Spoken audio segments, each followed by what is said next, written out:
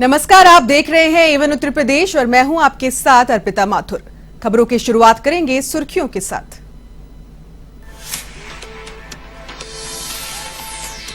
PM Modi का सपा पर बड़ा हमला, कहा दंगों के दौरान खुली जीप में घूमने वाले बाहुबलियों और माफियाओं का सबक सिखाने का सही वक्त, परिवारवादियों के सबक सिखाने का किया आह्वान।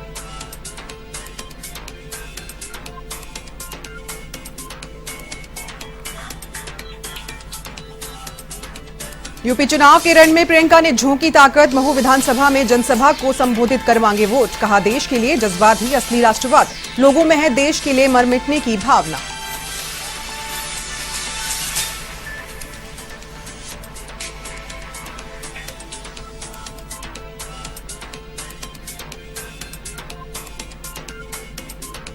मुलायम सिंह यादव 3 मार्च को फिर उतरेंगे मैदान में। करहल के बाद जौनपुर की मल्हनी सीट पर करेंगे प्रचार, तो अखिलेश यादव ने ईवीएम की सुरक्षा बढ़ाने और कार्यकर्ताओं को सतर्क रहने की अपील।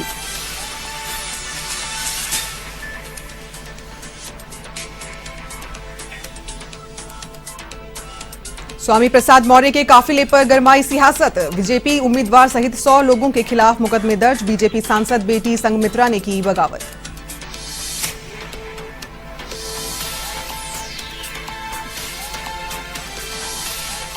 और यूपी विधानसभा चुनाव का दंगल, छठे चरण का मतदान गुरुवार को। आज पोलिंग पार्टियां होंगी बूथ के लिए रवाना। निर्वाचन विभाग ने तैयारी की पूरी, तो वहीं भारत नेपाल बॉर्डर को किया सील।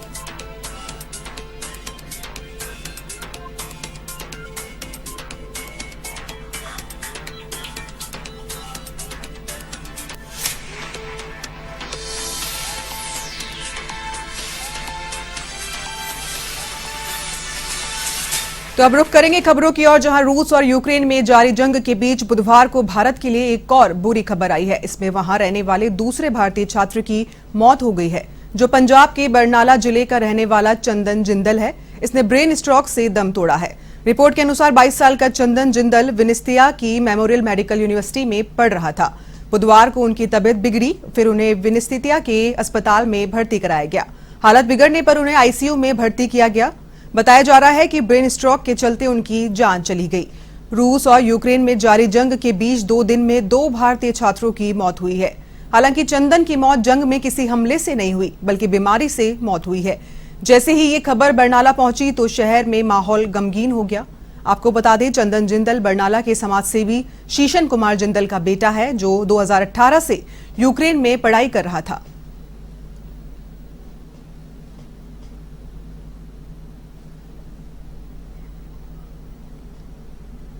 तो आपको बता दें, रूस और यूक्रेन के युद्ध के बीच एक और भारतीय छात्र की मौत हो गई है। हालांकि ये मौत उनकी बीमारी से हुई है। बुधवार को भारत के लिए एक और दुखद खबर, जहां यूक्रेन में पढ़ने वाले मेडिकल छात्र चंदन जिंदल की मौत की खबर सामने आ रही है। चंदन जिंदल ने ब्रेन स्ट्रोक से दम तोड़ दिया है।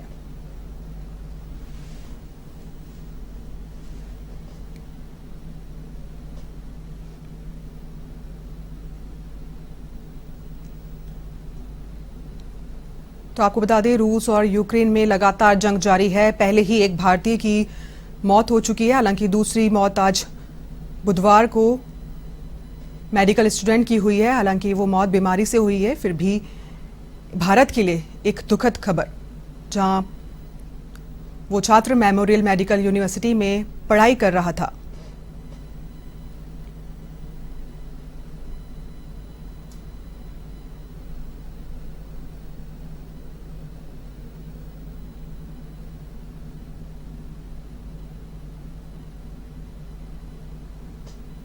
आपको बता दें, पंजाब के बरनाला जिले के चंदन जिंदल की ब्रेन स्ट्रोक से मौत हो गई है। यूक्रेन में मेडिकल की पढ़ाई कर रहे थे वो।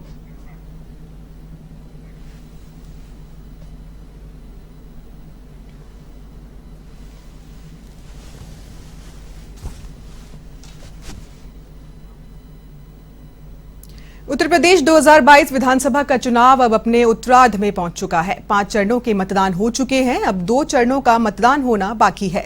बचे हुए 2 चरणों में 6वें चरण का मतदान 3 मार्च को होगा।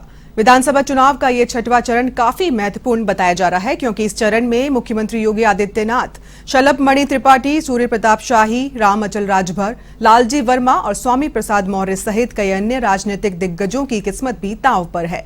उत्तर प्रदेश की सबसे हॉट सीट है गोरखपुर सदर। यहां से मुख्यमंत्री योगी आदित्यनाथ चुनाव लड़ रहे हैं। छठे चरण के चुनाव में योगी आदित्यनाथ की प्रतिष्ठा दांव पर लगी है।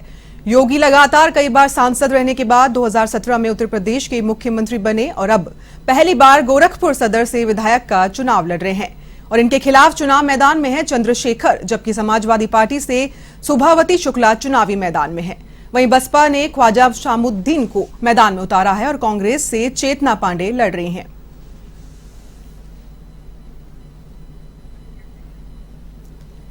ज्यादा जानकारी के लिए हमारे साथ हैं संवाददाता फोनलाइन पर अनिकेत तिवारी। जी अनिकेत, छठे और सातवें चरण के चुनाव होने हैं, क्या कुछ ताजा जानकारी हमें मिल रही है? देखिए, छठे चरण की दो चरण का छठा चरण और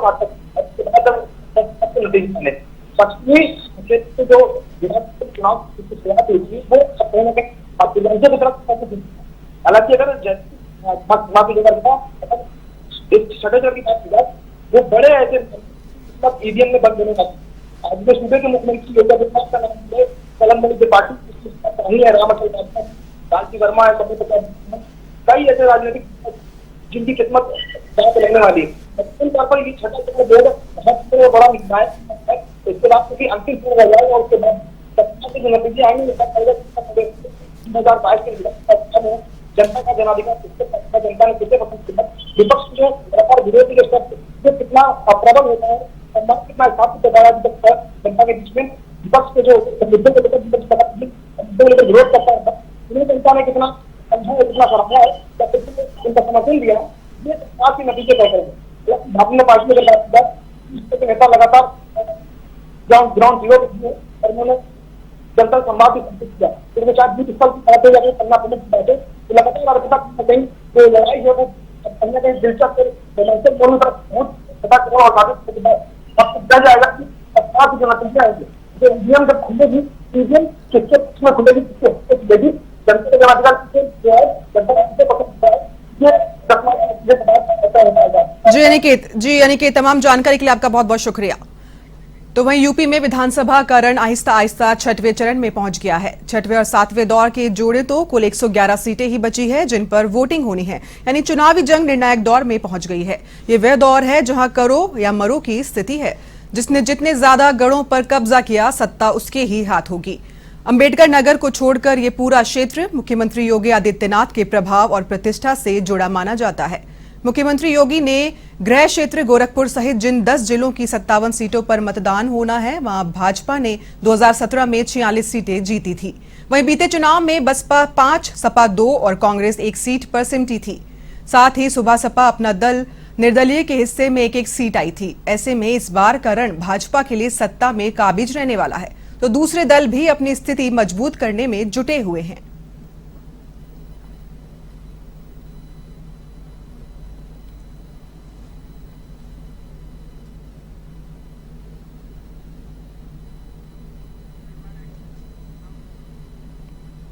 वहीं यूपी में सातवें चरण के चुनाव के लिए सभी दल अपनी पूरी ताकत से प्रचार करने में जुट गए हैं। इसी कड़ी में प्रधानमंत्री नरेंद्र मोदी ने सोनभद्र में जनसभा को संबोधित किया। पीएम मोदी ने जिले की चारों सीटों से भाजपा उम्मीदवारों के समर्थन में सभा को संबोधित किया।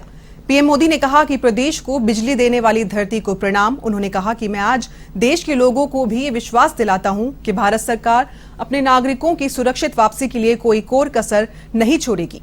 हम यूक्रेन में फंसे हमारे देश के नागरिकों को वहां से सुरक्षित निकालने के लिए इतना बड़ा अभियान चला रहे हैं। तो वहीं विपक्ष पर निशाना साधते हुए पीएम मोदी ने कहा कि जो लोग आत्मनिर्भर भारत अभियान का मजाक उड़ाते हों, जो भारत की सेनाओं के अपमान करते हों, जो भारत के उद्यमियों की मेहनत से चल रहे मेक इन इंडिया अभियान का मखौल उड़ाते हों, वो घोर परिवारवादी लोग भारत को कभी ताकतवर नहीं बना सकते। ऐसे लोगों को आप कभी माफ मत करना। ये दोनों हाथ उठा करके सोनभद्र की चारों सीटों पर कमल खिलेगा। को अपना आशीर्वाद देने की कृपा।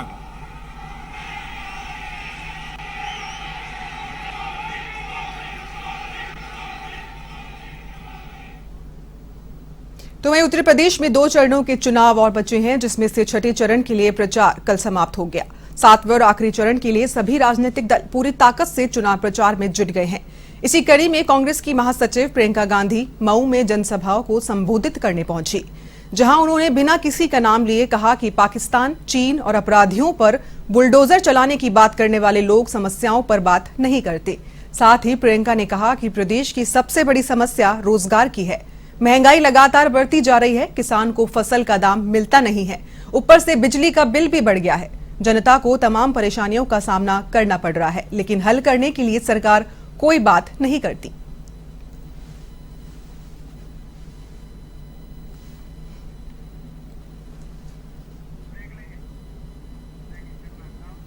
करते हैं अगली खबर की ओर, जहां सपा अध्यक्ष अखिलेश यादव ने एक दिन पहले ईवीएम की सुरक्षा बढ़ाने के लिए सपा गठबंधन के प्रत्याशियों और कार्यकर्ताओं से अपील की। सोशल मीडिया पर एक पोस्ट शेयर कर अखिलेश ने लिखा कि लखनऊ में सभी के लिए प्रतिबंधित ईवीएम स्ट्रांग रूम में एक सरकारी अधिकारी के घुसने का प्रयास बेहद गंभीर मामला है। सपा गठबंधन के सभी प्रत्याशियों, पदाधिकारियों और कार्यकर्ताओं से अपील है कि वो सभी जगह ईवीएम स्ट्रांग रूम की निगरानी बढ़ा दें। जब तक गिनवाई नहीं तब तक ढिलाई नहीं।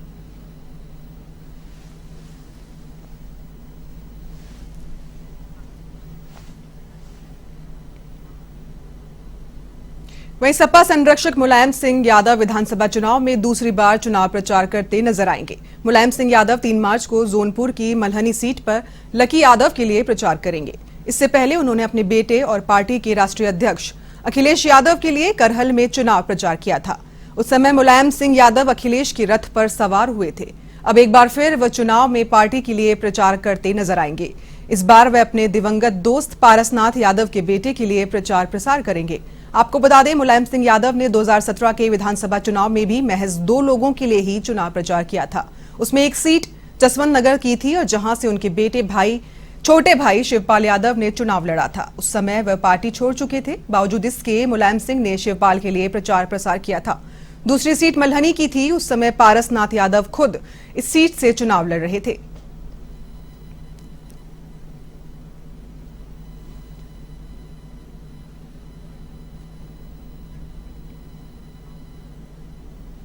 वहीं कुशीनगर के फाजिल नगर में स्वामी प्रसाद मौर्य के काफिले पर हमले के मामले में भाजपा प्रत्याशी समेत 100 लोगों के खिलाफ केस दर्ज किया गया है। सपा ने बिशुनपुर थाने में भाजपा प्रत्याशी सुरेंद्र कुशवाहा समेत 18 नामजद और 100 अज्ञात के खिलाफ मुकदमा दर्ज कराया है। आरोप है कि रोड शो के दौरान फाजिल नगर से सपा प्रत्याशी स्वामी प्रसाद मौर्य के काफिले पर हमला किया गया। पथराव में काफिले की कई गाड़ियां टूट गई थी, जिसका वीडियो भी सामने आया है। मला खलवा पट्टी गांव का है, जहां स्वामी प्रसाद मौर्य समर्थकों के साथ रोड शो कर रहे थे। जब उनका काफिला खलवापट्टी गांव के पास पहुंचा, तभी सामने से भाजपा के कार्यकर्ता आ गए। इस दौरान सपा भाजपा कार्यकर्ताओं की भिड़ंत हो गई। विवाद बढ़ने के बाद अपने पिता के लिए वोट मांग रही भाजपा सांसद संघमित्रा मौर्य भी डंडा लेकर मौके पर पहुंच गई।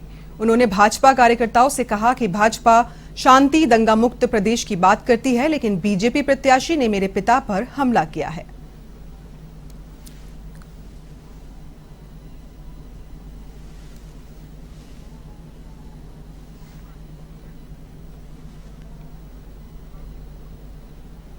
वे महराजगंज में 6वें चरण के चुनाव को लेकर जिलाधिकारी के निर्देश पर भारत नेपाल बॉर्डर को 72 घंटों के लिए पूरी तरीके से सील कर दिया गया। इस दौरान सभी तरह के आवागमन पर गुरुवार 6 बजे तक प्रतिबंध रहेगा। इस दौरान पुलिस फोर्स और एसएसबी बॉर्डर पर तैनात रहेंगी। आपको बता दें, विधानसभा चुनाव के मद्देनजर महराजगंज जिले के 5 विधानसभा क्षेत्रों में 6ठे चरण का मतदान 3 मार्च को होना है। ऐसे में चुनाव शांतिपूर्ण ढंग से संपन्न कराने के उद्देश्य से सभी तरह की तैयारियां पूरी कर ली गई हैं।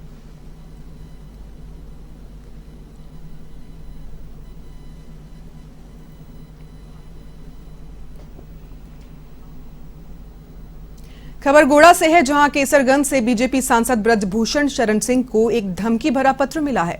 मिर्च का पाउडर और पत्र मिलने के बाद जिले में हड़कंप मच गया है। वहीं मामले में सांसद प्रतिनिधि ने कर्नलगंज कोतवाली में कांग्रेस प्रत्याशी त्रिलोकी नाथ तिवारी पर धमकी देने का आरोप लगाते हुए मामला दर्ज करवाया है।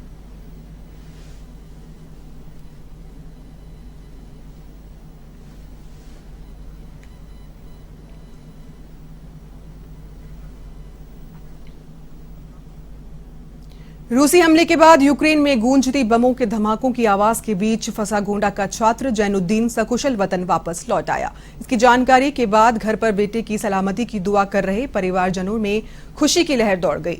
साथ ही अपने घर पहुंचने पर अपने परिजनों को देखकर जैनुद्दीन के आंसू छलक पड़े। जैनुद्दीन ने अपने परिजनों को यूक्रेन में घटी आपबीती भी सुनाई।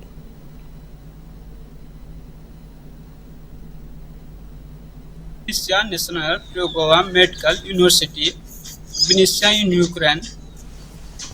जिस समय रशिया एंड यूक्रेन का वार चल रहा था उसमें हम लोग फंस गए थे, तो हम लोग वहां से निकलना चाहे तो हम लोग अपने ही तरफ से पूरा खर्च करके रोमानिया बॉर्डर पे पहुंचे। रोमानिया बॉर्डर पहुंचने के बाद जब हम लोग को एंट्री मिली तो वहां से हम लोग को इंडियन एम्बेसी और इंडियन के थ्रू हम लोग को सब कुछ सुविधा दिया गया।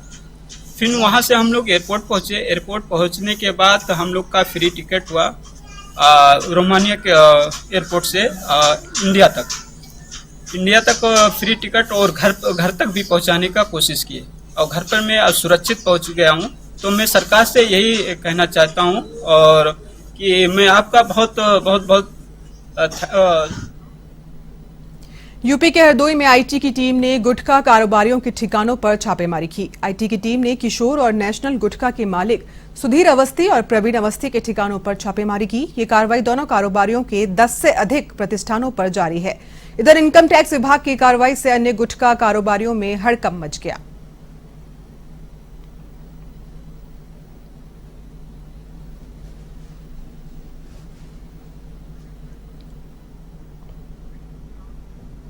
तो वहीं औरैया में कानपुर इटावा हाईवे पर महौली गांव के पास निजी बस अनियंत्रित होकर पलट गई। हादसे में बस पर सवार 50 से 60 यात्रियों में करीब 20 लोग घायल हो गए, जिनमें 11 की हालत गंभीर बनी हुई है। हमीरपुर जिले के मोदोहा से शताब्दी प्रेस ट्रेवल्स की बस हरियाणा के गुरुग्राम जा रही थी, जहां मेहोली गांव के पास अचानक अनियंत्रित बस पलटने से यात्रियों में हड़कंप मच गया। हाईवे से निकल रहे वाहन सवारों की सूचना पर पहुंची पुलिस ने घायल बच्चों समेत सभी को जिला अस्पताल पहुंचाया। तो वहीं एसपी अभिषेक वर्मा, सदर कोतवाली प्रभारी रवि श्रीवास्तव ने भी घायलों का हाल जाना।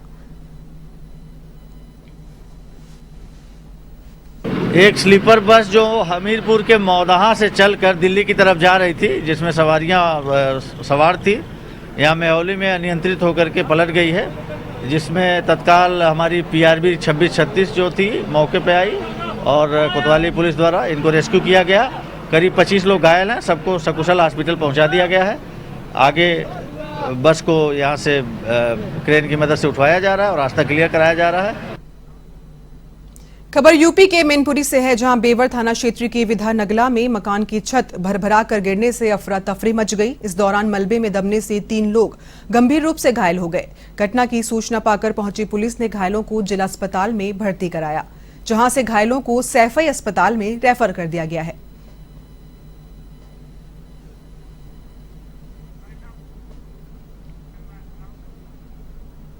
तो एवन उत्तर प्रदेश में फिलहाल के लिए बस इतना ही। बाकी तमाम खबरों के लिए आप देखते रहिए एवन टीवी। नमस्कार।